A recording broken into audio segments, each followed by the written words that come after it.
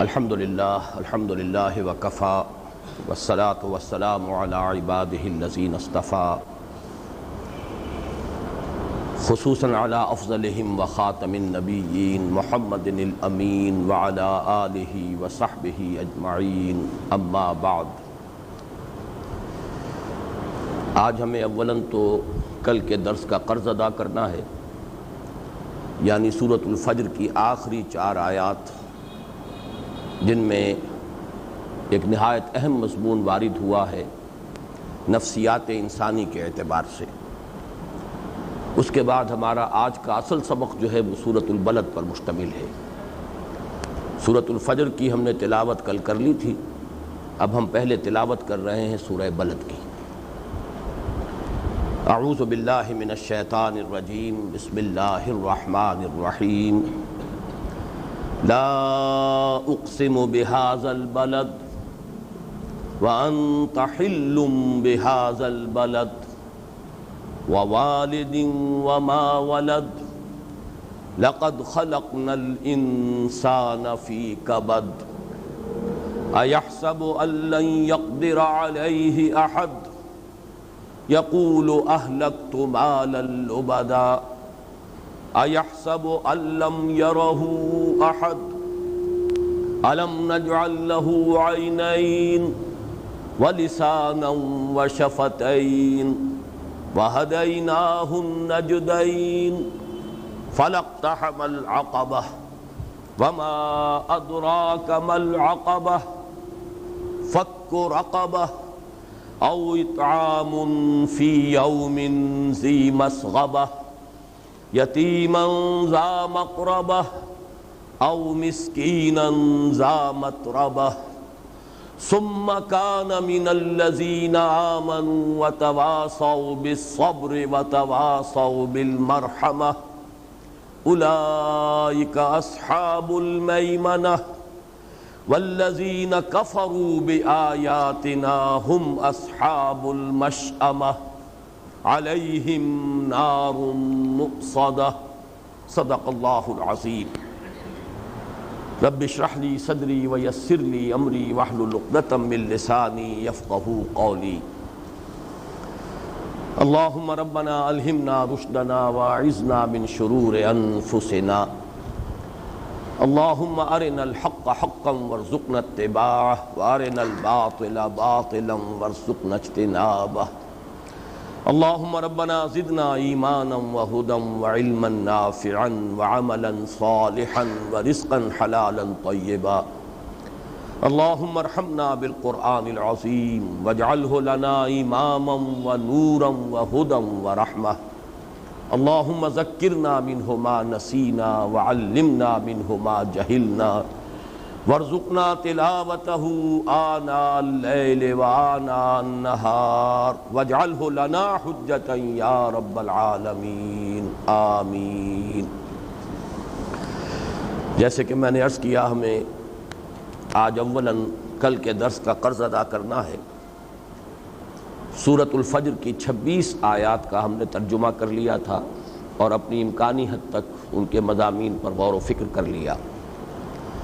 البتہ آخری 4 آیات بقایا ہیں۔ یہ بات میں نے کل کے درس کے اختتام پر بھی عرض کی تھی، ابتدا میں بھی اس کا حوالہ دیا تھا کہ اس سورہ مبارکہ کا جو اصل مضمون ہے وہ اصل میں پہلی 26 آیات میں اس پر انذار کا رنگ غالب ہے۔ اس سورہ مبارکہ میں اہل مکہ اور اس کے گرد و نواح میں جو لوگ آباد تھے ان کے اخلاقی زوال کا جو نقشہ کھینچا گیا ہے۔ کلا بل لا تکرمون الیتیم ولا تحاضون علی طعام المسکین وتأکلون التراث اکلا لما وتحبون المال حبا جما۔ اور ابتدا میں جو قسمیں کھائی گئیں یہ جو مناسک حج سے متعلق ہیں، یہ گویا کہ ایک کنٹراسٹ دکھایا گیا کہ تم مدعی کس بات کے ہو، تم دین حنیفی پر ہونے کے دعوے دار ہو، تمہارے کردار کی پستی کا یہ عالم ہے۔ اب تم جس انجام سے دوچار ہوگے وہ دنیا میں تو وہ انجام ہے جو قوم عاد، قوم سمود، آل فرعون کا ہو چکا اور تم اس سے واقف ہو، اور آخرت میں وہ انجام ہے جو کل آخری 2 آیات میں آیا فَيَوْمَئِذٍ لَا يُعَذِّبُ عَذَابَهُ أَحَدٌ وَلَا يُوثِقُ وَثَاقَهُ أَحَدٌ۔ تو یہ ابتدائی بلکہ یوں سمجھیے کہ اکثر و بیشتر حصہ جو ہے اس سورۃ الفجر کا وہ مشتمل ہے اس مضمون پر۔ یہ ایک بڑا نمایاں کنٹراسٹ ہے کہ آخر میں اچانک کچھ ایسے لوگوں کا تذکرہ ہو رہا ہے جن کو نفس مطمئنہ سے تعبیر کیا گیا، اور ان کا جو بلند ترین انجام ہو سکتا ہے انسان کا، حسین ترین انجام، کہ موت کے وقت اللہ تعالیٰ کی طرف سے ان کے لیے تہنیت ہو، مبارکباد ہو، خوش آمدید کے الفاظ ہوں، یا ایتھا النفس المطمئنۃ ارجعی الی ربک راضیۃ مرضیہ فادخلی فی عبادی وادخلی جنتی۔ ویسے تو اس کا اصول جو میں نے اس سے پہلے بھی بہت مرتبہ عرض کیا ہے کہ قرآن مجید میں یہ فوری تقابل کے لیے اکثر جگہ آپ دیکھیں گے جہاں اہل جہنم کا تذکرہ آیا وہاں اہل جنت کا تذکرہ بھی آئے گا، جہاں اہل جنت کا تفصیلاً ذکر آیا وہاں اجمالاً ہی صحیح لیکن کنٹراسٹ کے لیے، فوری تقابل کے لیے، سائملٹینیس کنٹراسٹ کے لیے وہ اہل جہنم کا بھی تذکرہ ہو جائے گا تاکہ فوری تقابل ہو جائے۔ تو ایک تو وہ اصول ہے جس کے تحت کہ یہ 4 آیات وارد ہوئی، اور اصل میں ان 4 آیات کا جو معنوی ربط ہے وہ جیسے کہ میں کل ابتدائی تمہیدی اپنی گفتگو میں عرض کر چکا ہوں، وہ سورۃ البلد کے ساتھ ہے۔ اس انجام کو حاصل کرنے کے لیے انسان کو ایک محنت کرنی ہے، ایک سلوک ہے، وہ سلوک ہے جو سورہ بلد میں آ رہا ہے۔ یہی وجہ ہے کہ سورہ بلد میں آغاز میں اس اندھیرے میں جو روشنی کی ایک مدھم سی، ایک دھیمی سی کرن تھی، اس کا ذکر کیا گیا کہ مال کا خرچ کرنا، چاہے وہ ملمے کی نیکی تھی، وہ ریاکاری کے لیے خرچ کرنا تھا، لیکن اس سے بات شروع کی گئی ہے۔ یعنی اسی کو اگر صحیح رخ پر ڈال دیا جائے اور اس کو ایک صحیح راستے پر ڈال دیا جائے، سلوک جسے کہا جاتا ہے، تو پھر انسان اس انجام کا حقدار ہو جائے گا جس پر کہ اختتام ہو رہا ہے سورۃ الفجر کا۔ یا ایتھا النفس المطمئنہ ارجعی الی ربک راضیۃ مرضیہ فادخلی فی عبادی وادخلی جنتی۔ آج تمہید میں اسی پر اکتفا کیجئے، اب آئیے کہ ہم ان آیات پر غور کریں۔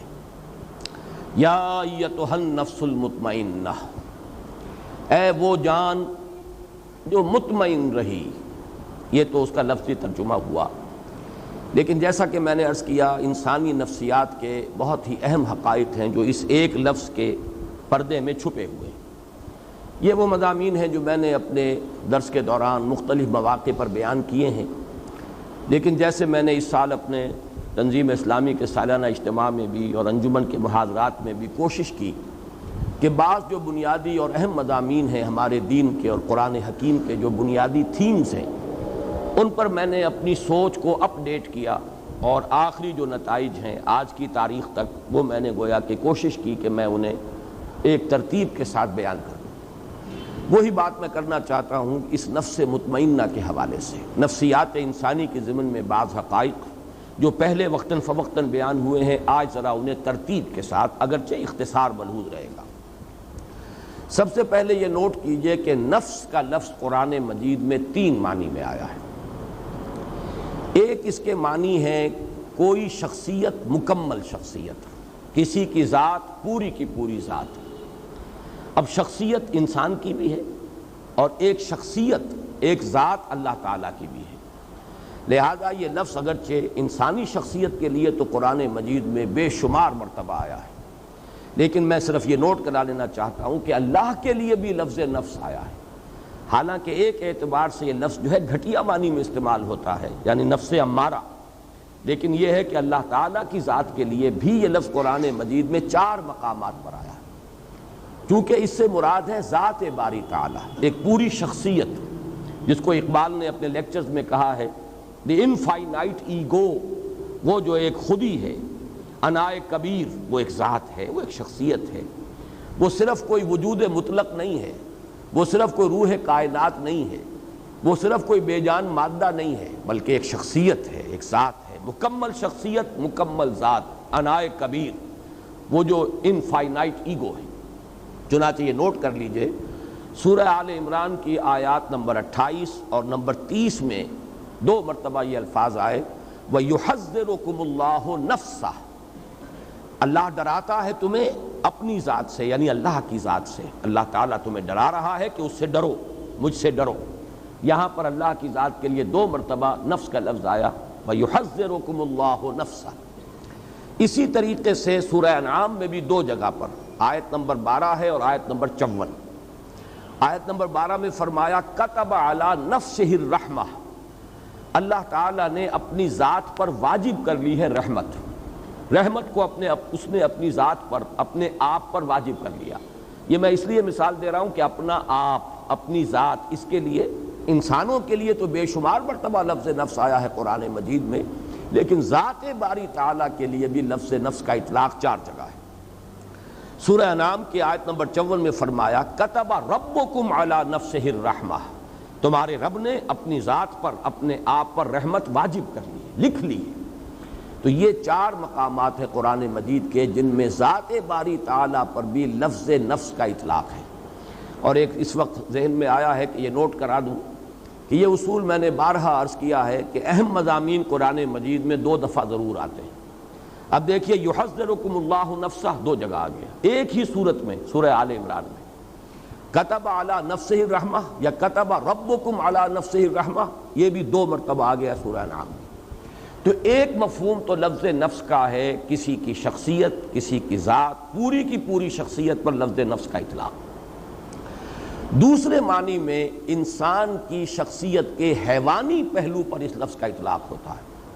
اب اس کے پیچھے وہ پورا فلسفہ جو میں بارہا بیان کر چکا ہوں کہ قرآن مجید سے جو رہنمائی ملتی ہے وہ یہ ہے کہ انسانی شخصیت کمپوزٹ ہے، مرکب وجود ہے انسان کا۔ ایک اس کا حیوانی وجود ہے، وہ خاکی الاصل ہے، زمین سے، مٹی سے، کرسٹ آف دی ارتھ سے جو ہے یہ وجود میں آیا ہے، کلے سے۔ اور ایک اس کا روحانی وجود ہے، وہ عالم امر سے متعلق ہے، اس کا ایک خصوصی ربط اور تعلق ہے ذات باری تعالیٰ کے ساتھ۔ وَنَفَخْتُ فِيهِ مِن رُوحِي، یہ دونوں بڑے متضاد ہیں اپنے تقاضوں کے اعتبار سے بھی اور اپنے اوریجن کے اعتبار سے بھی۔ ایک کا منبع زمین ہے، ایک کا جو بھی جہاں سے اس کا تعلق ہے وہ عالم علوی ہے، وہ بلند عالم ہے۔ اس میں یوں سمجھ لیجئے کہ انسانی شخصیت کا جو حیوانی پہلو ہے اس کے لیے لفظ نفس آتا ہے۔ یہی وجہ ہے کہ اس حیوانی پہلو کا اگر خلاصہ اور لب لباب آپ کہیں گے تو وہ ہے جان، حیات، جو حیوانات میں بھی ہے۔ کتے میں بھی جان ہے، بلی میں بھی جان ہے، گھوڑے میں بھی جان ہے، گدھے میں بھی جان ہے، گھاس کے تنکے میں بھی جان ہے۔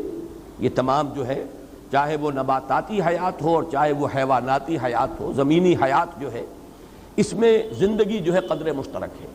انسان کا بھی جو حیوانی وجود ہے وہ صرف جسم نہیں، جسم جمع حیات، یہ زندگی جو ہے یہ ہے در حقیقت جو حیوان انسان ہے۔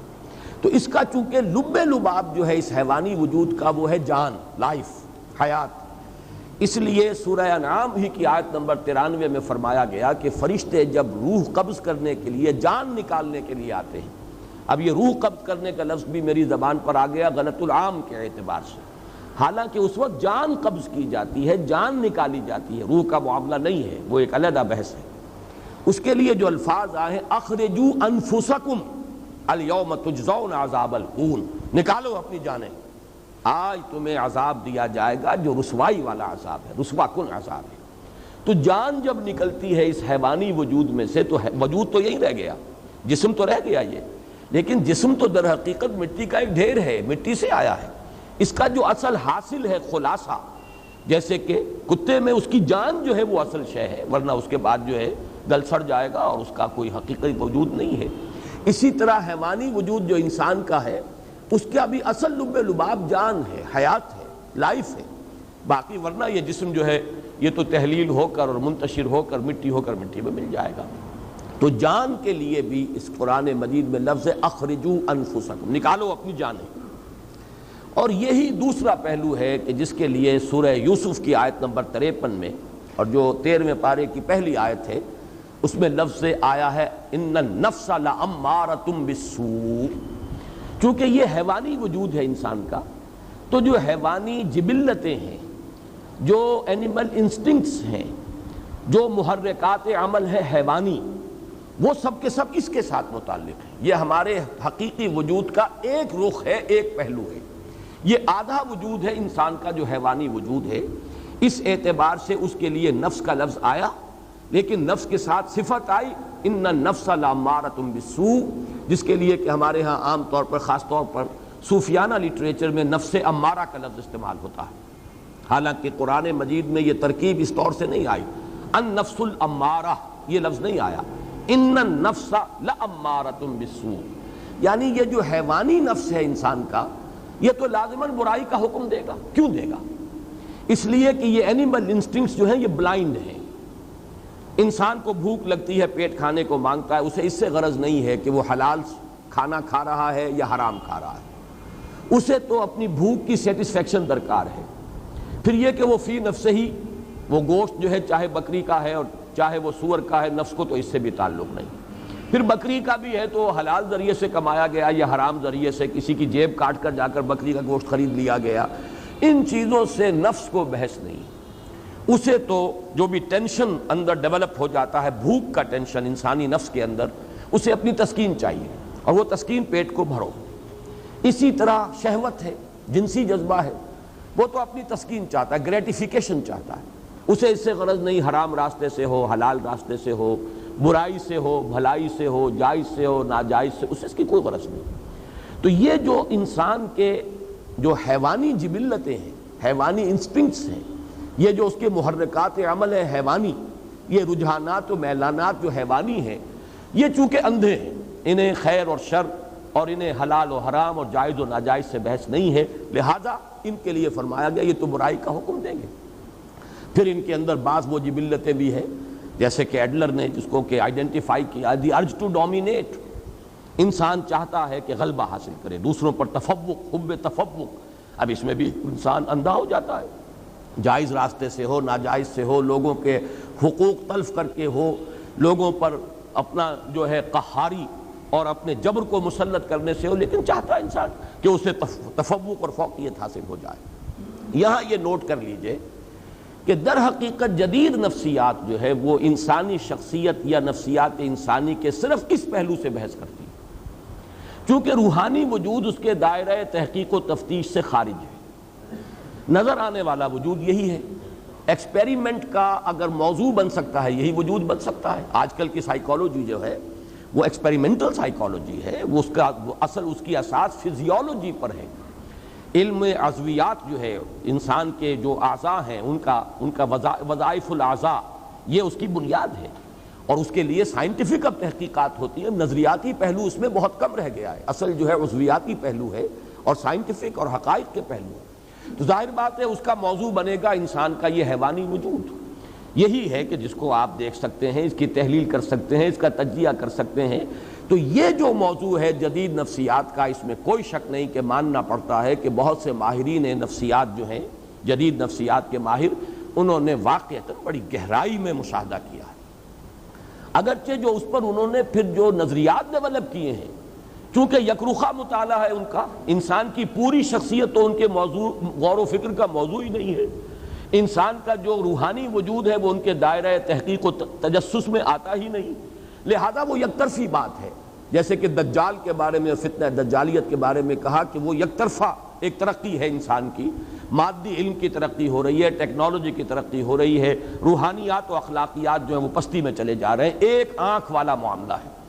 وہ آنکھ خوب کھلی ہوئی ہے، چاہے وہ فرائیڈ ہو، چاہے وہ ایڈلر ہو، چاہے وہ میکڈوگل ہو، چاہے وہ ینگ ہو، چاہے وہ مارکس ہو، ان تمام مفکرین نے نفسیات انسانی کا جو جائزہ لیا ہے تو ایکویٹی آف آبزرویشن جس کو ہم کہیں گے، ایکویٹی آف ویژن، دیکھا بہت ہے، بہت ایکیوٹلی مشاہدہ کیا، اس میں کوئی شک نہیں، لیکن یہ کہ اس پر پھر جو نظریات انہوں نے بنائے ہیں میں ان کی تائید نہیں کر رہا، اس وقت جو تحسین کر رہا ہوں وہ صرف ان کے گہرے مشاہدے کی، لیکن یہ کہ یہ بات نوٹ کر لیجئے کہ ان کا یہ سارا مطالعہ انسان کی حیوانی نفسیات سے متعلق ہے، انسان کی اصل انسانی نفسیات جن کو ہم کہہ سکتے ہیں کہ وہ انسان کے روحانی وجود سے متعلق ہیں، اس کے ضمن میں وہ در حقیقت ان کی تحقیق اور جستجو کا میدان ہے ہی نہیں۔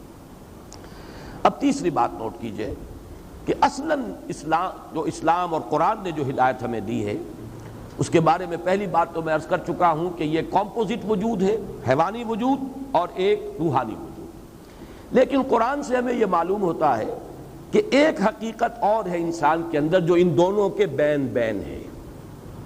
انسان کا ایک وجود روحانی وجود، ایک حیوانی وجود، حیوانی داعیات، حیوانی محرکات، حیوانی رجحانات، حیوانی میلانات، حیوانی محرکات عمل، روح اس کے تقاضے، اس کی پل، وہ بلندی کی طرف لے جانا چاہتی ہے انسان کو، یہ پستی کی طرف لے جانا چاہتے ہیں انسان کو، لیکن ان دونوں کے مابین ایک پل اپورڈ ہے، ایک پل ڈاؤن ورڈ ہے، دونوں کے مابین ایک اور لطیف حقیقت ہے انسانی وجود کی، جس کو کہا جاتا ہے قلب۔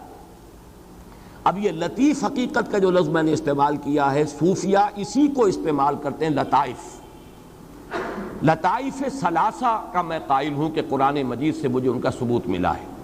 بعض صوفیہ نے لطائف خمسہ، لطائف ستہ، وہ اور بھی کچھ چیزیں ہیں کہ جن پر گفتگو کی ہے، لیکن بہرحال میں یا تو یہ کہ یہ سمجھ لیجئے کہ میں اپنے قصور فہم کا اعتراف کر رہا ہوں۔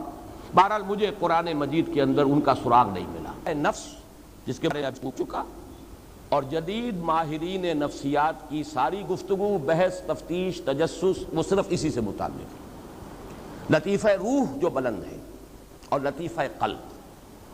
اب میں آپ کو پہلے یہ عرض کر دوں کہ ان کا ایک بڑا ہی ایک ربط قائم ہوتا ہے جو فرائیڈ نے جو 3 لیولز معین کیے ہیں انسانی شخصیت کے، اور یہ میں نے جیسا کہ ابھی عرض کیا کہ میں اس کے مشاہدے کی گہرائی کا اور ایکویٹی آف آبزرویشن کا بہت قائل ہوں، اگرچہ جو نظریات اوپر اس نے بنائے ہیں وہ بڑے گمراہ کن ہیں، لیکن بنیادی آبزرویشن صحیح ہے۔ انسانی نفس میں اس کے محرکات کے اعتبار سے 3 لیولز آئیڈینٹیفائی کیے فرائیڈ نے۔ لوئسٹ ہے اڈ اور لیبیڈو۔ اڈ یا لیبیڈو یہ کیا ہے؟ یہ حیوانی جبلتیں، حیوانی تقاضے، انسان کا جو حیوانی وجود ہے اس کا جو میلان ہے، اس کا جو رجحان ہے، یہ کیا ہے؟ اڈ اور لیبیڈو، جس کا تعلق ہے بطن سے، فرج سے، حیوانی تقاضوں سے۔ اس سے بلند تر سطح پر وہ کہتا ہے ایگو، خودی، کوئی اور شے ہے جو کنٹرول کرتی ہے لیبیڈو کو، اڈ کو، لیبیڈو کو کنٹرول کرنے والا کوئی ہے انسان کے اندر جس کو وہ ایگو سے تعبیر کرتا ہے۔ اور اس سے اوپر ایک اور شے کو آپ نے مشاہدہ کیا اور اس کو وہ تعبیر کرتا ہے سپر ایگو۔ اس ایگو سے اوپر بھی ایک ایگو ہے، ایک اور بلند تر خودی ہے، ایک خودی عام ہے اور ایک خودی اس سے بھی بلند ہے، سپر ایگو۔ اس سپر ایگو کی جو توجیہ اس نے کی ہے وہ گمراہ کن ہے، لیکن میں جو اس وقت اس کی طرف تعریف کر رہا ہوں وہ اس اعتبار سے کہ 3 لیولز کو جو اس نے آبزرو کیا اور آئیڈینٹیفائی کیا، یہ بھی اس کے مشاہدے کی گہرائی جو ہے اور اس کے اوپر دلالت کرتا۔ ان لطائف ثلاثہ جو کورسپونڈنگلی قرآن مجید میں آئے ہیں، وہ نفس امارہ یا حیوانی نفس، یہ ہے اڈ یا لیبیڈو۔ ایگو یہ قلب ہے، لطیفہ قلب، اور سپر ایگو یہ در حقیقت لطیفہ روح ہے۔ یہ 3 لطائف ہیں انسان کے اندر۔ اب نوٹ کیجئے اس کو، روح کا مسکن ہے قلب، روح مکین ہے قلب کی، اور باقی پورا وجود حیوانی جو ہے وہ گویا کہ وہ انسان کے اڈ یا لیبیڈو سے عبارت ہے، وہ نفس امارہ ہے۔ اب قرآن مجید جو ہمارے سامنے حقائق بیان کرتا ہے، ان کو اگر اس ترتیب سے میں بیان کروں تو یوں ہے کہ قلب منبع ارادہ ہے۔ ہمارے وجود میں ارادہ جو ہے اس کا منبع اور سرچشمہ دل ہے، قلب ہے۔ وہ جو غالب نے کہا جانتا ہوں ثواب طاعت و زہد پر طبیعت ادھر نہیں آتی، دل نہیں مانتا، دل نہیں راغب ہو رہا، دل مان جائے تو بس پھر تو ہر معاملہ درست ہو جائے گا۔ یہ دل جسے ہم کہتے ہیں یہ قلب منبع ارادہ ہے۔ البتہ اس قلب کے اوپر، اور دیکھیے لفظ قلب کیا ہے، قلب کا مادہ ہے جس کے معنی ہے بدلنا۔ جیسے اس دل کو میں نے بارہا عرض کیا ہے، یہ ہمارے جسم کا ایسا عضو ہے یہ قلب، اسے کبھی آرام نہیں ہے، باقی تمام اعضاء کو آرام ملتا ہے، ہمارے تمام خلیات جو ہیں انہیں آرام ملتا ہے، دماغ بھی آرام کرتا ہے، کم سے کم 2-3 گھنٹے سوتا ہے، نہ خواب دیکھتا ہے نہ کچھ اور سوچتا ہے، لیکن یہ کہ اس کے بعد اس کا آرام پورا ہو جاتا تو خواب دیکھنا شروع کر دیتا ہے۔ آپ سو رہے ہیں لیکن خواب دیکھ رہا ہے، وہ دماغ چل پڑا اس کی مشین، لیکن کچھ عرصہ اسے آرام کا درکار ہے، سوائے اس قلب کے کہ اس کے آرام کا مطلب موت ہے، فزیکل ڈیتھ، لہذا یہ ہر وقت کبھی سکڑ رہا ہے اور کبھی وہ پھیل رہا ہے، اس کے لیے ہر وقت تبدیلی کی کیفیت ہے۔ تو اس سے بھی ایک اس کے لفظ کا مناسبت قائم ہوتی ہے اس کی حقیقت کے ساتھ۔ اس قلب کے اوپر 2 اثرات پڑتے ہیں، ایک طرف روح کے اثرات پڑ رہے ہیں اور دوسری طرف نفس امارہ کی پل ہے اس پر، اور اس کو صحیح تر تعبیر کریں گے ہم ایمانی حقائق کی روشنی میں کہ یہ قلب جو ہے اس کے اندر روح انسانی ہے جو روح ربانی ہے حقیقت کے اعتبار سے، نفخت فیہ من روحی. یا تو یہ قلب جو ہے شفاف آئینے کے مانند ہوتا ہے جس میں سے اس روح کے انوار چھن چھن کر پورے وجود کو نورانی بنا دیتے ہیں. نفس امارہ کی گرفت نہیں ہے قلب پر، بلکہ جو انوار روح ہیں، روح کے انوار وہ قلب کے آئینے میں سے، شفاف آئینے میں سے چھن چھن کر باہر آ رہے ہیں اور پورے وجود کو منور کر دیا ہے. یا یہ ہے کہ اڈ یا لیبیٹو، نفس امارہ کا اتنا تسلط ہو گیا ہے قلب پر، اس کی شہوت، اس کی خواہشات، اس کی دنیاوی جو تمنائیں اور آرزوئیں ہیں، طول عمل ہے، اس سب نے اس قلب کو سیاہ کر دیا.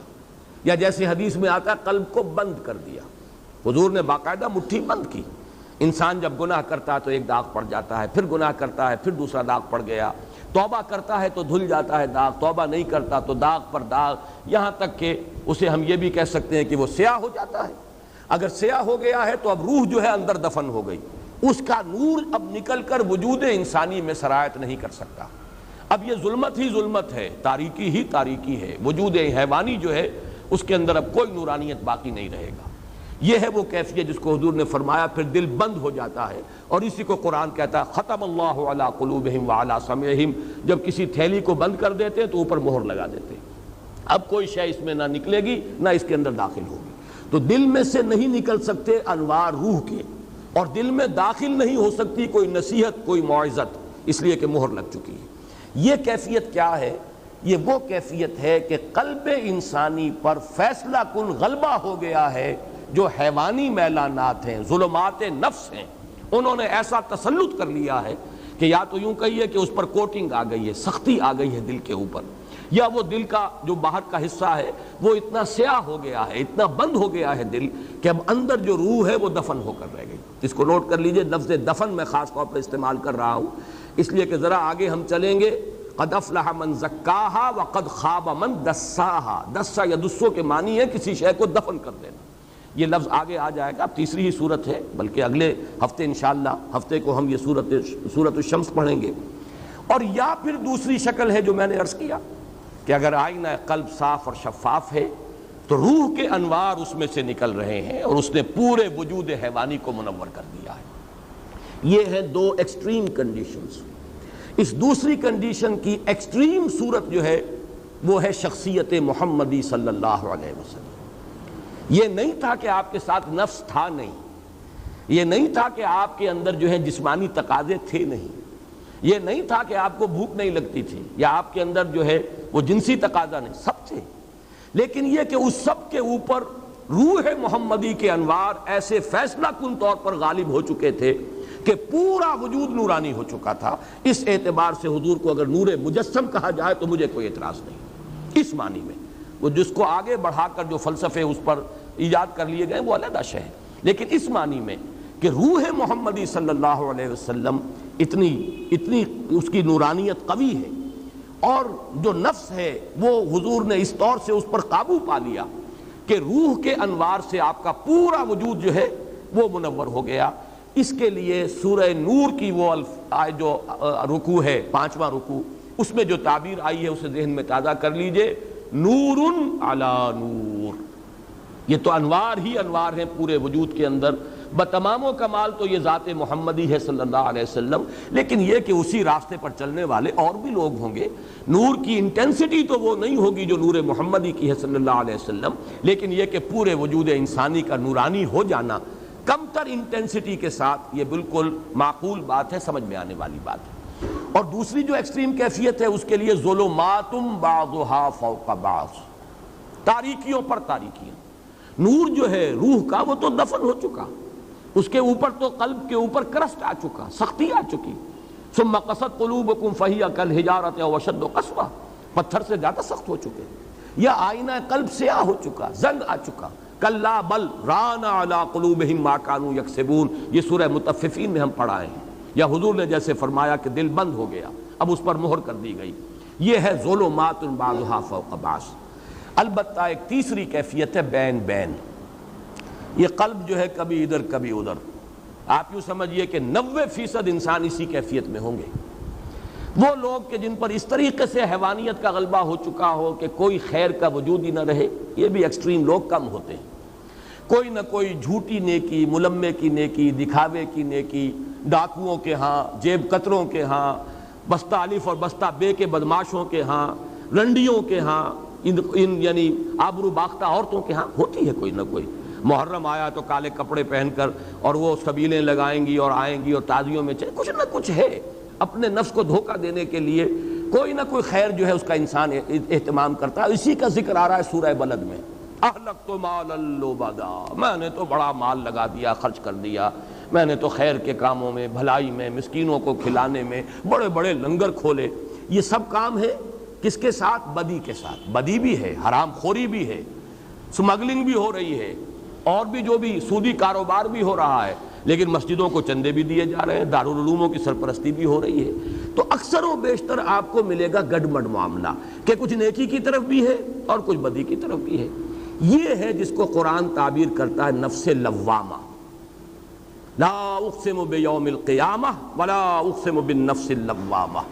اس لیے کہ یہ روح جو ہے اس کا اثر کیا ہوتا ہے انسان پر؟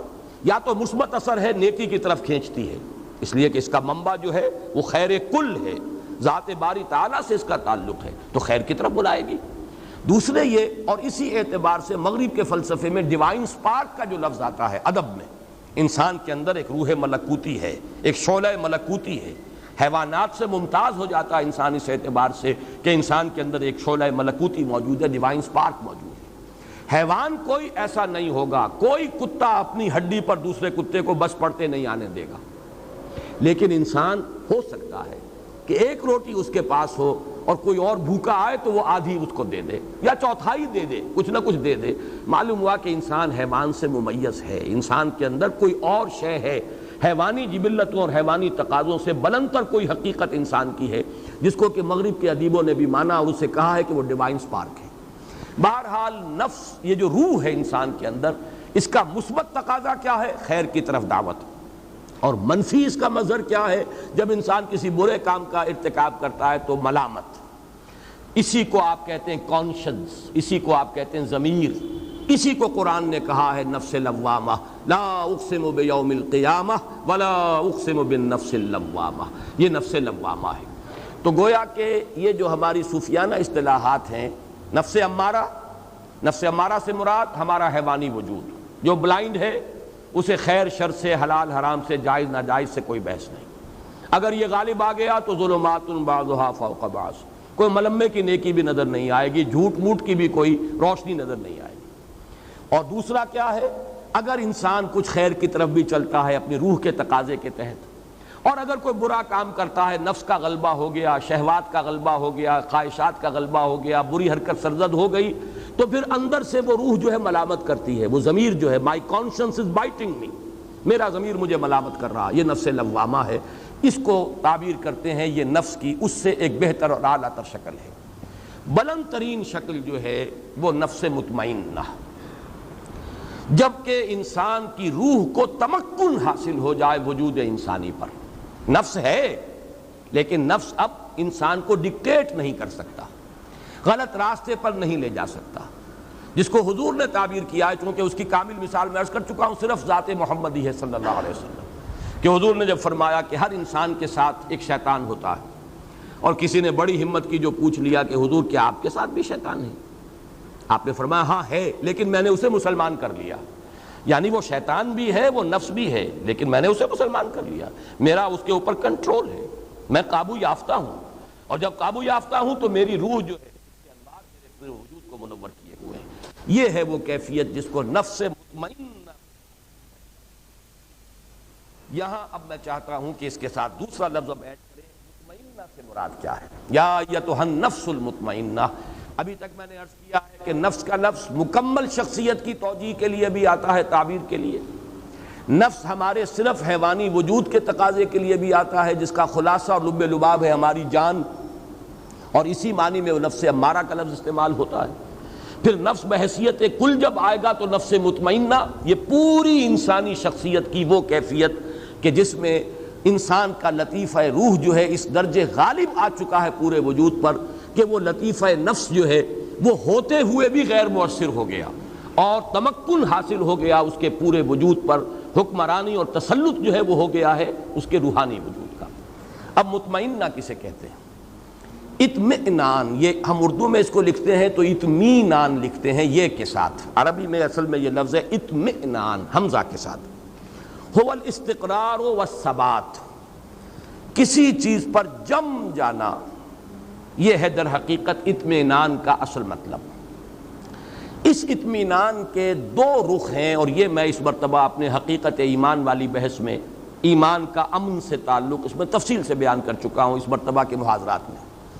انسان کو دو قسم کے اطمینان درکار ہیں، ایک ذہنی اطمینان اور اس کو ہم ذہنی سکون سے بھی تعبیر کرتے ہیں، ایک قلبی اطمینان یا قلبی سکون، اسے اطمینان کہیں، سکون کہیں، امن کہیں، تینوں الفاظ یہاں ہم معنی ہو جائیں گے۔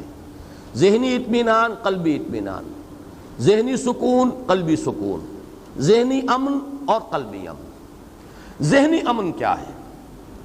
اس کائنات کے جو اصل بنیادی حقائق ہیں ان پر انسان کا دل ٹھک جائے، اللہ ہے، ہست، اللہ ہے، مجھے یقیناً اس کے حضور میں جانا ہے، میں وہیں سے آیا ہوں، انا للہ و انا الیہ راجعون، میری اصل زندگی آخرت کی زندگی ہے، مرنے کے بعد جی اٹھنا ہے۔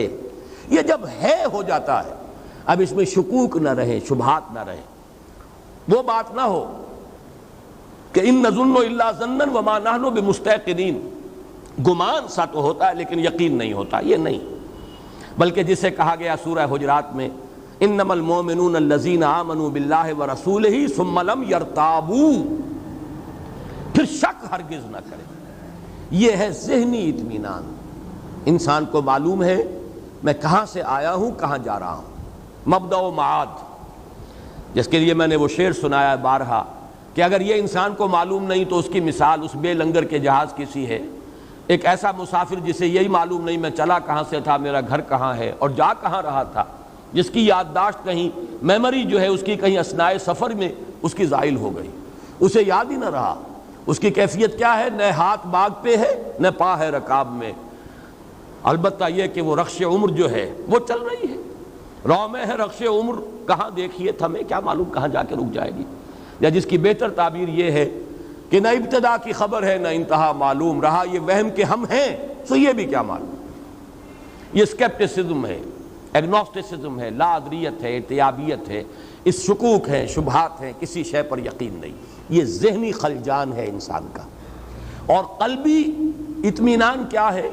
قرآن مجید کی اصطلاح میں اس کا نام ہے زوال خوف و حزن، نہ خوف رہے نہ حزن رہے، کچھ نہیں ہوگا جب تک کہ اللہ کا اذن نہ ہو، وہ میرا مولا ہے، ہوا مولانا، تو کس بات کا خوف؟ جو ہوگا خیر ہوگا، اس لیے کہ بیدک الخیر، اللہ کے ہاتھ میں خیر ہی خیر ہے، تو ڈر کس کا؟ اور جو کچھ ہوا اس کے کیے سے ہوا، اس کے فیصلے سے ہوا، اس میں یقیناً خیر ہے، راضی برضائے رب، اللہ کی رضا پر انسان راضی ہے۔ زوال خوف و حزن یہ ہے قلب کا اطمینان۔ تو نفس مطمئنہ اصل میں اسے کہا جائے گا، یہ در حقیقت معرفت اور ایمان ہی کی انٹینسٹی کا نام ہے۔ اسی کے لیے دوسری اصطلاح احسان ہے، احسان اس کا عملی پہلو ہے، اور اس کی داخلی کیفیت جو ہے وہ اطمینان والی، ذہن بھی مطمئن اور دل ٹھکا ہوا، دل بھی قائم، اس کے اندر خوف اور حزن کے کیفیتیں جو ہیں وہ سوائے جیسے کہ میں نے کل عرض کیا تھا ایک طبعی سا اثر، اگر کسی چیز نے کاٹا ہے ایک دم ہاتھ جو ہے آپ کا ہل گیا، درد محسوس ہوا، ٹھیک ہے، یہ طبعی اثر ہے اس کا، لیکن نفسیاتی اثر نہیں کہ اس کی وجہ سے کوئی غم لاحق ہو جائے، کوئی انسان کے اوپر جو ہے مایوسی کی کیفیت طاری ہو جائے، کوئی زبان سے اللہ کے لیے شکوہ اور شکایت کے الفاظ نکل جائیں، نالا و شیون، یہ نہیں، بلکہ یہ کہ اس کے اوپر ضبط ہے مکمل۔ یہ ہے در حقیقت زوال خوف و حزن، الا ان اولیاء اللہ لا خوف علیہم ولا هم یحزنون۔ تو اب یوں سمجھیے کہ لفظ احسان، لفظ مرتبہ ولایت، الا ان اولیاء اللہ لا خوف علیہم ولا هم یحزنون، یہ دونوں مساوی ہیں نفس مطمئنہ کی۔ جو کیفیت اس لفظ احسان میں ہے، جو کیفیت مرتبہ ولایت کی ہے، وہی نفس مطمئنہ ہے۔ البتہ اب آخری بات جو اس کے لیے میں عرض کرنا چاہتا ہوں وہ یہ ہے، اس صورت صورت میں خاص تعلق کیا ہے اس نفس مطمئنہ کا؟ یا ایتھا النفس المطمئنہ، اس کا تعلق اس صورت کے ساتھ کیا ہے وہ نوٹ کر لیجئے۔ اب میں نے عرض کیا تھا اس سورہ مبارکہ یعنی سورۃ الفجر کی بنیادی مرکزی اہم ترین آیات کیا ہیں؟ فَأَمَّا الْإِنسَانُ إِذَا مَا ابْتَلَاهُ رَبُّهُ فَأَكْرَمَهُ وَنَعَّمَهُ فَيَقُولُ رَبِّي أَكْرَمَنِ وَأَمَّا إِذَا مَا ابْتَلَاهُ فَقَدَرَ عَلَيْهِ رِزْقَهُ فَيَقُولُ رَبِّي أَهَانَنِ۔ اور میں نے کل لفظ ایک استعمال کیا تھا کہ پینڈولم ہے، جیسے اب تو وہ گھنٹے رہے نہیں، وہ جو کوئی بڑا گھنٹا جو ہے دیواروں پر ہوتا تھا اور اس کا پینڈولم کبھی دائیں بائیں مسلسل چل رہا ہے۔ یہ پینڈولم سمجھئے کہ انسان پر جو حالات وارد ہوتے ہیں اس دنیا میں، اگر خوشگوار حالات ہیں، کھانے کو فراوانی سے مل رہا ہے، آسائش ہے، آرام ہے، شہرت بھی اچھی ہے، دنیا میں عزت بھی ہے، اب خوش ہے انسان، دل کی کلی کھلی ہوئی ہے۔ ذرا تکلیف آ گئی، ذرا مصیبت آ گئی، تنگی آ گئی، کوئی اور کسی اعتبار سے نقصان ہو گیا، اب انسان پر گھٹن طاری ہو گئی اور اس کی ایک مایوسی کی سی کیفیت طاری ہو گئی، یا تو پھولے نہیں سما رہا یا مایوس ہو گیا۔ یہ ہے پینڈولم۔ جتنا جتنا اس پینڈولم کا سوئنگ زیادہ ہوگا اتنا ہی انسان معرفت سے محروم اور حقیقت سے محجوب ہے۔ یہ انورسلی پروپورشنل ہوگا معاملہ، جتنی معرفت میں بلندی ہوگی، ترقی ہوگی، پینڈولم کا سوئنگ کم ہو جائے گا، یہاں تک کہ معرفت کا ایک مقام وہ آئے گا چٹان کے مانند انسان کھڑا ہوگا، کوئی کیفیت اس پر اثر انداز نہیں ہو رہی، جیسے چٹان ہے، کوئی بہت منہ زوردار دریا ہے اور اس کی موجیں آ کر تھپیڑے لگا رہی ہیں، اس چٹان کو کوئی نقصان نہیں، اس پر کوئی اثر نہیں۔ یا کوئی بڑا سا پتھر بھی آ گیا لڑکتا ہوا پانی کے اندر، دریائے کنہار میں تو نظر ہی آ جائے گا آپ کو، لیکن اس چٹان سے کیا کرے گا؟ سر پھوڑے گا اور خود چل دے گا، خود ٹوٹ جائے گا، چٹان کو کچھ نہیں کہہ سکتا۔ وہ چٹان کے مانند بدلتے ہوئے حالات میں انسان اگر قائم ہے، یہ ہے نفس مطمئنہ۔ خوشی آ گئی تو ٹھیک ہے، اللہ کا فضل ہے، اللہ کا شکر ہے، لیکن یہ کہ اس کے اوپر اترانا، فرح فخور نہیں، یہ کیفیت نہیں ہو سکتی۔ اسی طرح تکلیف آ گئی، اللہ کی طرف سے ہے، آزمائش ہے، اس میں بھی میرا کوئی خیر مضمر ہے۔ اگر کوئی عزیز فوت ہو گیا، اللہ کی شے تھی، اللہ نے لے لی، جیسے کہ میں نے کئی مرتبہ آپ کو سنایا، میرے والد مرحوم نے اپنا مشاہدہ بیان کیا، حالانکہ وہ کوئی زیادہ مذہبی شخصیت نہیں تھے، خاص طور پر یہ تصوف کے کوچے میں ان کا کوئی بھی ان کا گزر نہیں تھا، لیکن ایک بزرگ تھے ہمارے حصار میں، جو میرا قصبہ ہے، ذاتی میری پیدائش کا مقام بھی ہے، اور وہیں تقریباً یوں سمجھیے کہ زندگی کے 15 برس گزرے ہیں۔ تو وہاں ایک بزرگ تھے مظفر علی خان، اور ان کے پھر یہ جو خلیفہ تھے عبدالصمد خان، وہ ہیں جو رینالہ خرد میں دفن ہیں اور جن کے نام کی تختی لگی ہوئی ہے، مسلم مسجد کا سنگ بنیاد انہوں نے رکھا تھا۔ ان کے جو بزرگ تھے، ان کے جو مرشد تھے مظفر علی خان، ان کا مشاہدہ والد صاحب نے خود بتایا ہے۔ 1919 میں غالباً کوئی پلیگ آئی تھی یا کوئی بہت بڑا انفلوئنزا آیا تھا، بڑی ایک وبائی کیفیت تھی۔ 2 جوان بیٹے ان کے، اور یہ کیمبل پور کی طرف کے پٹھان تھے، یعنی سرخ و سفید رنگت کے بڑے خوبصورت 2 بچے، ایک دن ایک گیا، اگلے دن دوسرا گیا۔ والد صاحب کہتے ہیں کہ میں ان کے پاس گیا ہوں، خیال تھا یہ کہ کچھ دیکھیں گے، لوگ تعزیت کر رہے ہوں گے، لیکن ان کا چہرہ جیسے ہمیشہ دمکتا ہوا ہوتا تھا ویسے ہی دمکتا ہوا اس دن بھی تھا۔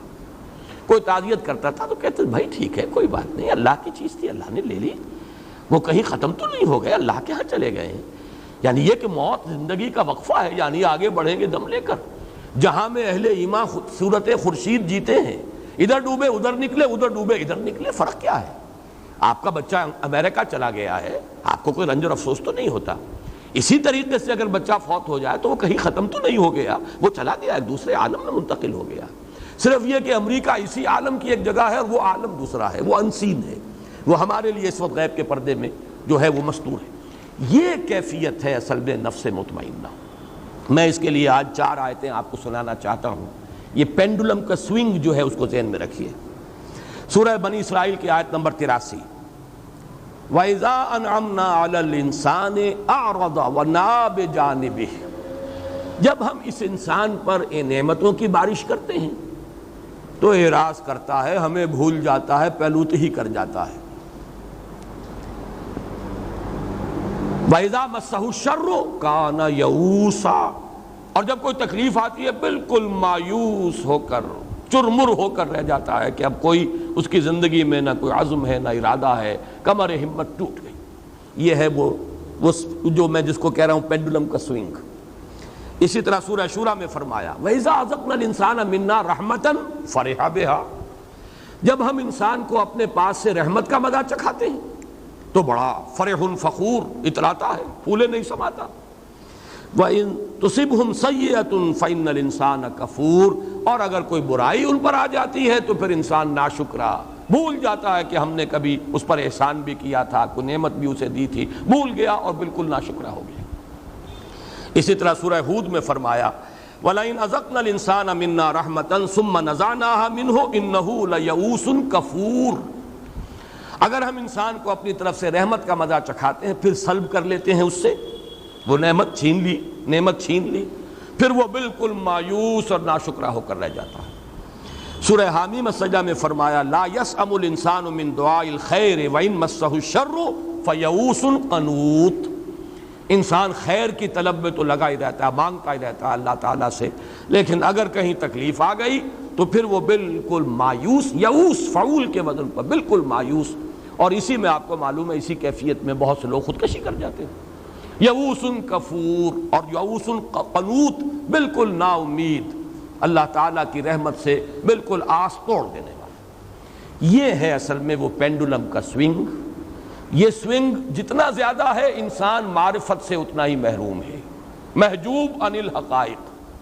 جتنی معرفت بڑھتی چلی جائے گی، ایمان کی روشنی سے باطن منور ہوتا چلا جائے گا، اتنا ہی یہ پینڈولم جو ہے اس کی سوئنگ کم ہو جائے گی، یہاں تک کہ ایک مقام وہ بھی ہے کہ چٹان کے مانند انسان کھڑا ہو۔ اگرچہ ہے تو وہ ایک گانا اور فلمی گانا، لیکن یہ کہ لا محالہ میرے ذہن میں وہ آ جایا کرتا ہے، اس لیے کہ غالباً وہ فلمی گانا نہیں ہے۔ ویسے یہ کہ پنکج ملک نے بھی گایا تھا اس کو اور مجھے وہ بہت پسند ہے۔ اب تو اگرچہ سال بیت گئے، کبھی سننے کا موقع نہیں ہوا، لیکن سہگل کی آواز میں بھی سردی گرمی نرمی سختی ایک سانچے میں ڈھال، جگ میں چلے پون کی چال۔ جیسے ہوا چلتی ہے انسان دنیا میں ایسے رہے، ہوا متاثر نہیں ہوتی، سردی گرمی نرمی سختی، کبھی نرمی آ گئی کبھی سختی آ گئی، کبھی گرمی آ گئی کبھی سردی آ گئی، لیکن متاثر نہ ہو انسان۔ بازار سے گزرا ہوں خریدار نہیں ہوں، ایسے گزر جاؤ۔ یہی بات ہے جس کو مختلف پیرایوں میں کہا گیا ہے، کافر کی یہ پہچان کے آفاق میں گم ہے اور مومن کی یہ پہچان کے گم اس میں ہے آفاق۔ ہوا جو ہے وہ اوپر ہی اوپر چل رہی ہے، وہ بدلتے ہوئے حالات سے زیادہ متاثر نہیں ہوتی، لیکن زیادہ صحیح لفظ اس کے لیے چٹان ہے۔ چٹان کے مانند انسان کی اندرونی شخصیت کھڑی ہوئی ہو، متاثر نہ ہو بدلتے ہوئے حالات سے۔ یہ ہے یا ایتھا النفس المطمئنہ، اس کے لیے وہ نوید ہے، اس کے لیے خوش آمدید تہنیت۔ ارجعی الی ربک راضیۃ مرضیہ، یہ الفاظ بارہا آئے ہیں، رضی اللہ عنہم ورضوا عنہ، اللہ ان سے راضی وہ اس سے راضی۔ دنیا میں بھی راضی برضائے رب تھے اور آخرت میں بھی اللہ تعالیٰ انہیں راضی کر دے گا۔ وَلَسَوْفَ يُعْطِيكَ رَبُّكَ فَتَرْضَىٰ وَلَسَوْفَ يَرْضَىٰ، سورۃ اللیل ختم ہوگی اس پر، وَلَسَوْفَ يَرْضَىٰ، اور سورۃ الضحیٰ میں آئے گا وَلَسَوْفَ يُعْطِيكَ رَبُّكَ فَتَرْضَىٰ۔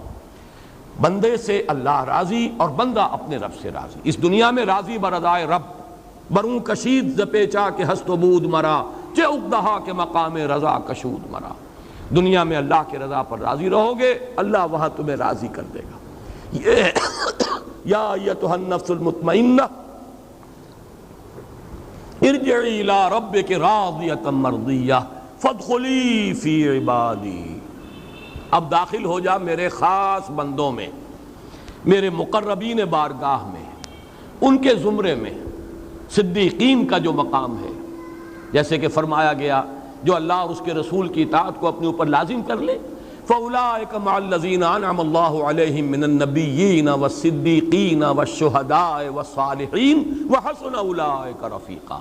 آؤ اب تم شامل ہو جاؤ میرے ان بندوں میں، میرے جو خاص مقربین بارگاہ ہیں، وَادْخُلِي جَنَّتِي، اور داخل ہو جاؤ میری جنت میں۔ یہاں لفظ جنتی جو ہے یہ میرے نزدیک اس بلند ترین جنت کی تعبیر کے لیے لفظ آیا ہے، میری جنت۔ میں نے جیسا کہ کل عرض کیا تھا اور اس کے لیے بھی آج میں حوالہ دینا چاہتا ہوں، اس لیے کہ ذہن میں آیا کہ وہ حوالہ بھی اس وقت نوٹ کرا دوں۔